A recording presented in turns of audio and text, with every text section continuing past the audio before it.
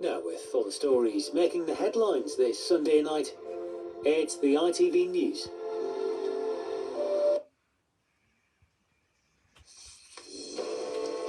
A Chancellor on the defensive. Rachel Reeves was adamant today she did not lie to the British public about the state of the nation's finances ahead of raising taxes in her budget. We needed to build more resilience, more headroom into our economy. That's what I did, along with that investment in the NHS and cutting bills for families. But calls from the Conservatives for her resignation are mounting. Also tonight, a suspect at large in California after a mass shooting at a children's party. Can he do it? Britain's Lando Norris hangs on to hope. His F1 World Championship title chance will go down to the wire. And a proud captain, Billy Bonds, accepts the cup from His Royal Highness the Duke of Kent. Hammer's hard man Billy Bonds has died. Tributes flood in at West Ham.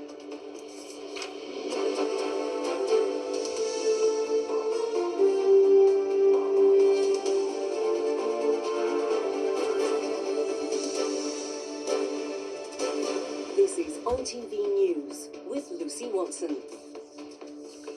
Good evening. It's been a difficult day for the Chancellor, surrounded by accusations she lied to the British public about the true state of the nation's finances ahead of her budget. But Rachel Reeves came out fighting today, insisting she did not mislead voters before she raised taxes last week. She said the decisions made were to provide more financial headroom and to help fund the winter fuel allowance and the lifting of the two-child benefit cap. But it's not enough for the opposition. Tonight, the Conservatives are calling for her resignation. Our political reporter Jasmine Cameron-Chileshi has the latest. Just days after delivering her budget, it's what the Chancellor said before standing up in the Commons that's now prompted calls for her resignation. Rachel Reeves this morning rejected allegations she misled the public after it emerged that the Office for Budget Responsibility told ministers there was no fiscal black hole. The Chancellor said the OBR's projections failed to account for the cost of policies, such as the U-turn on winter fuel payments and the lifting of the two-child cap. Anyone who thinks that there was no repair job to be done on the public finances, I just don't accept that. We needed to build more resilience, more headroom into our economy. That's what I did, along with that investment in the NHS and cutting bills for families. At the end of September, briefings claimed the government needed £30 billion in tax rises based on the upcoming OBR forecast. But in early October, the OBR told the Treasury the shortfall was only £2.5 billion. And by the end of the month, they revised that figure, and it turned out the government actually had a surplus of £4.2 billion. Despite this, in November, Rachel Reeves held an emergency press conference suggesting she might break a manifesto pledge on tax rises as briefings about a £30 billion black hole continued. Less than 10 days later, reports emerged that the plans had been dropped, with senior Treasury sources claiming higher than expected tax revenues have reduced the supposed £30 billion black hole to £20 billion. The Conservatives say the Chancellor lied, painting an overly negative picture to justify tax rises. She was raising taxes to pay for welfare. The only thing that was unfunded was the welfare payments which she has made, and she's doing it on the backs of a lot of people out there who are working very hard and getting poorer. And because of that, I believe she should resign. And pollsters argue the overall handling of the budget, from the OBR leak to briefings about income tax, have dented public confidence. The public tend not to focus on the specifics of fiscal forecasts, but what I suspect it will do is reinforce the sense that this has been quite a chaotic budget. The Chancellor will be hoping she's done enough to placate her critics, but this latest row will only intensify pressure on a government struggling to outline its vision to an increasingly impatient public. And Jasmine is in Downing Street tonight. Jasmine, we're expecting the Prime Minister to come out and defend his Chancellor this week, though, aren't we? That's right. Now, number 10 this evening is sticking by the Chancellor, and this comes even as some ministers have anonymously told papers that they feel misled by Rachel Reeves. Now, in general, there is a real sense of worry within Downing Street and among some Labour MPs that amidst all of this, the substance of the budget and the government's main messaging has been lost. Now, the Prime Minister intends to tackle those concerns head-on tomorrow. He'll be giving a speech outlining his vision for the rest of the Parliament. We're expecting him to put forward quite a robust case for welfare reforms. We're also expecting him to outline how the Business Secretary intends to boost economic growth. Now, after weeks of negative briefing and headlines, I think the PM's critics inside and outside of government are going to be paying close attention to what he says to see if tomorrow can provide a much-needed reset to this administration. Jasmine, thank you very much indeed. Peace talks in Florida to end Russia's war with Ukraine have ended, with US Secretary of State describing them as productive, but much work remains. Marco Rubio Special Envoy Steve Witkoff and Donald Trump's son-in-law Jared Kushner attended the summit, along with Ukrainian officials. The meeting comes as a US delegation also prepares to head to Moscow to negotiate with Vladimir Putin. It follows a deadly weekend of Russian strikes on Ukraine. Our international editor Emma Murphy is in Kyiv and sent this report. This is potentially a very consequential week for Ukraine, but how many times have there been potentially consequential weeks for this country over the past years for them to really amount to nothing? Securing an end to the war that leaves Ukraine sovereign and independent and with an opportunity at real prosperity.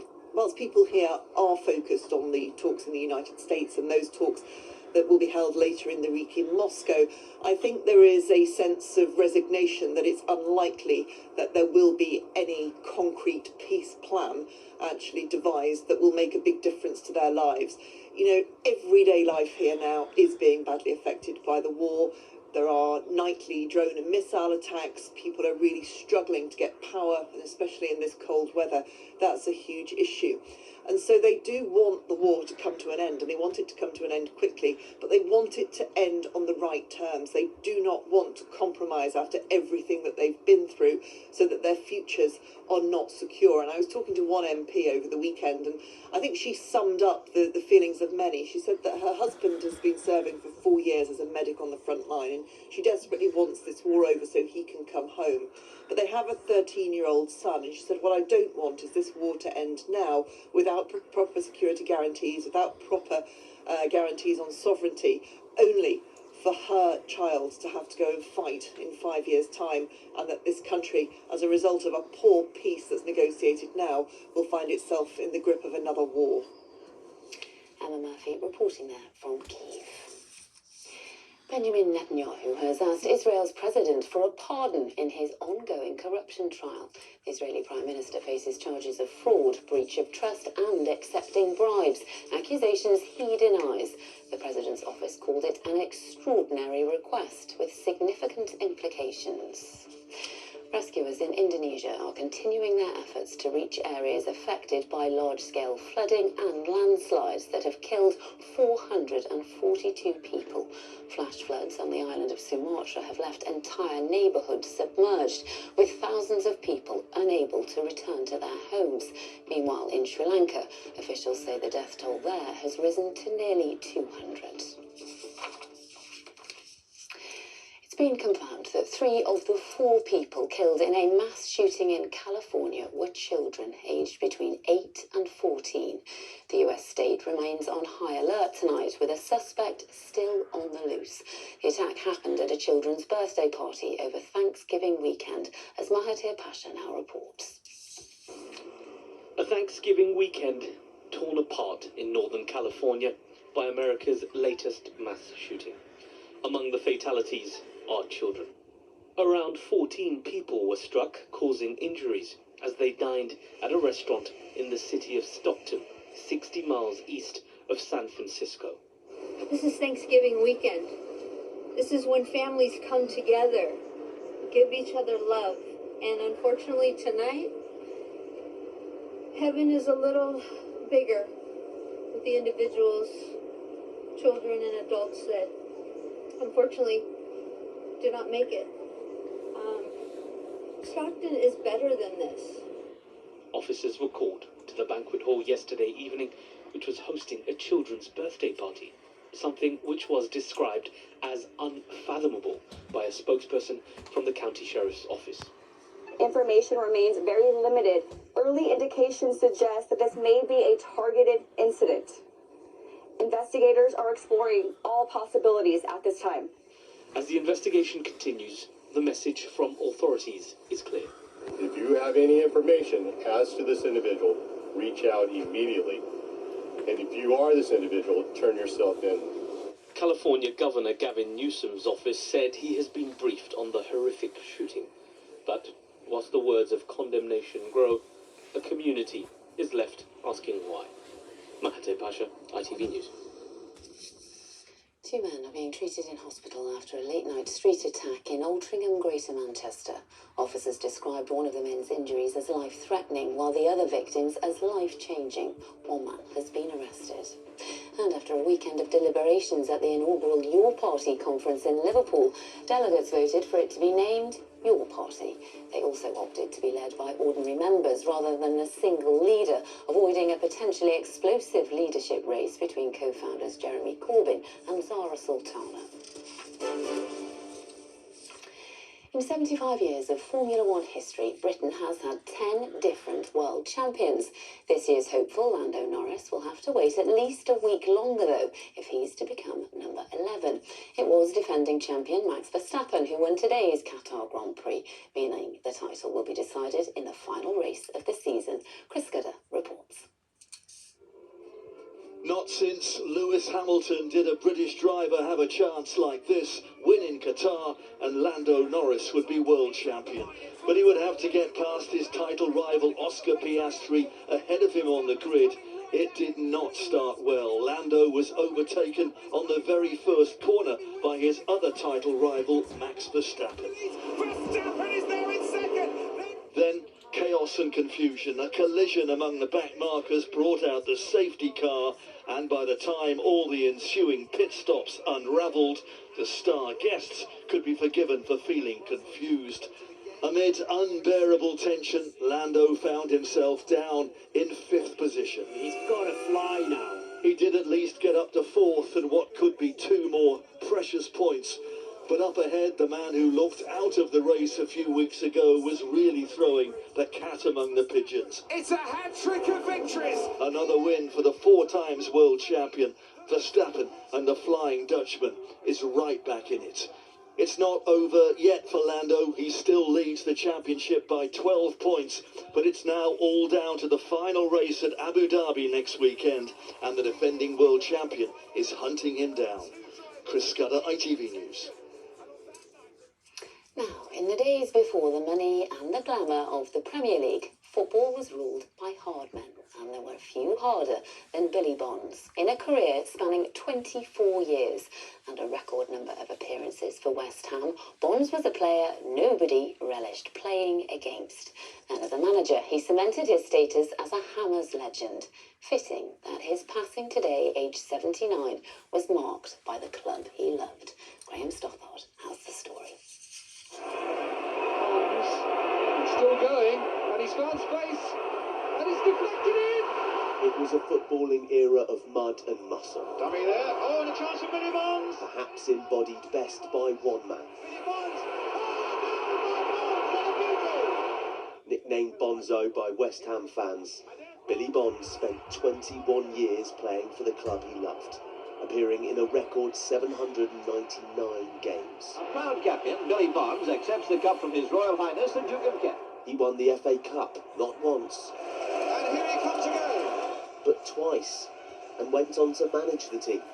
Under his stewardship, the North Bank section of West Ham's old ground was regularly in full voice. Look at this atmosphere. After they moved to the London Stadium, one of the stands was named after him, the second greatest honour he could have had. Yeah, I think I'd rather be playing, if you ask me that. I'd rather be playing, but, you know, it's a lovely thing to happen. It doesn't happen to many people. John Bowen heads to the Billy Bonds stand. Ahead of their game against Liverpool today, the current captain paid tribute to the former, who could be defined by fans in one word. Legend. Fantastic. Legend. It was a legend. It was a statement for the club. unbelievable person, never to be replaced. Biggest West Ham legend ever. He'll never be forgotten. His impact was also reflected today in tributes from former players. Growing up at West Ham and knowing, you know, his name's synonymous with the club, everything that's good about West Ham, Billy Bonds, you know, that was him. He was awarded an MBE in 1988, but was never anything but grounded. He himself saying he would have happily played down the local park for free, but was lucky enough to be paid to do what he loved. Billy Bonds, the West Ham legend, who's died aged 79.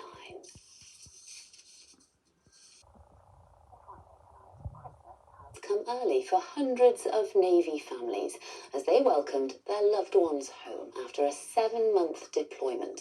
With more than 2,000 military personnel on board, they watched impatiently as the HMS Prince of Wales moved slowly into dock at Portsmouth Harbour. From there, Jake Robson reports on an emotional homecoming. It was the moment these families had all been waiting for. Pure joy at returning loved ones on a glorious Sunday afternoon by the sea. Carrier Strike Group 2025 was an 8-month mission as part of Operation Highmast. Since April this year, families have been waiting. Absolutely delighted, just so happy to have him home, yeah. Just really glad to see him home, safe with all the rest of the crew. Yeah, no, it's amazing. Very proud parents. It was challenging at times, but it was a good experience. How was it out there? Bit windy, bit wet, bit cold. Home for Christmas. He's got a couple of weeks off, so as I said, he's going to be doing all the chores and doing all the school runs, and he's got some catching up to do. The deployment for the 40,000 nautical mile journey involved around 2,500 personnel from all 3 UK armed forces, with that figure almost doubling during the main exercises, and it was supported by a dozen nations in all. It was the biggest naval homecoming in 20 years.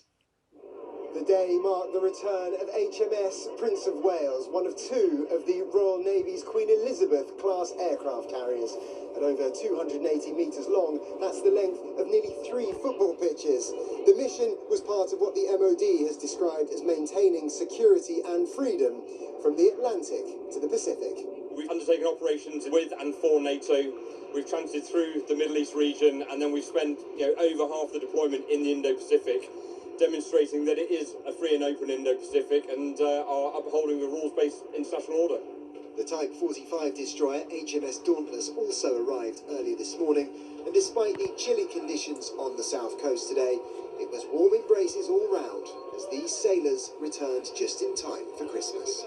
Jake Robson, ITV News, Portsmouth. A lovely way to end the programme. And that is it from all of us here on the Late Team. Have a very good evening, and I'll see you tomorrow. Bye-bye.